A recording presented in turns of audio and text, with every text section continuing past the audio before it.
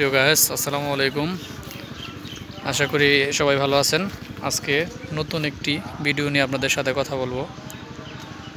তো আশা করি সে পর্যন্ত আপনারা আমার সাথে থাকবেন এবং আমার চ্যানেলের ভিডিওগুলো আপনারা দেখবেন, লাইক কমেন্ট শেয়ার করবেন। তো কৃষক আসলে মূলত চাষ করে একটা কারণে, সেটা হচ্ছে তার বেনিফিট। যদি চাষে তার বেনিফিট না আসে তাহলে সে কিন্তু চাষ করবে না, অর্থাৎ হতাশাগ্রস্ত হয়ে যাবে।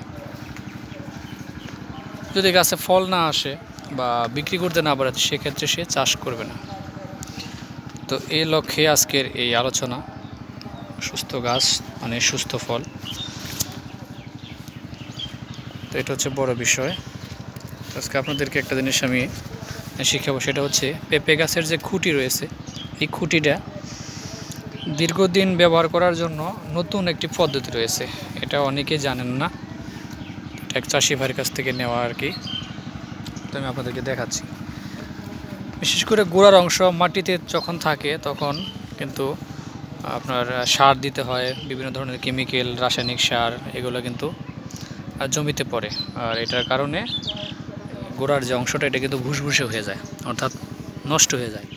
তো এটার হাত থেকে রক্ষা করার জন্য তো এই বাগানের যে মালিক, উদ্যোক্তা, উনি দেখেন নতুন একটা পদ্ধতি, এই দেখেন, অর্থাৎ পলি।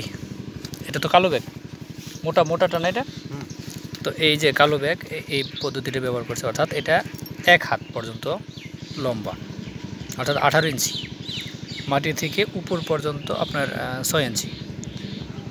এটা এইভাবে আটকাই দিয়েছে যাতে খুঁটিটা নষ্ট না হয়। অর্থাৎ এটা নর্মালি যদি 1 বছর টিকে, এই পদ্ধতি অবলম্বন করার কারণে এটা 2 বছর ব্যবহার করা অনায়াসে সম্ভব। তো আপনারা চাইলে এই পদ্ধতিটা ব্যবহার করতে পারেন, তাতে খুঁটিটা দীর্ঘদিন লাস্টিং করবে এবং আপনার গাছটা খুঁটিটা পরবর্তীতে ব্যবহার করতে পারবেন।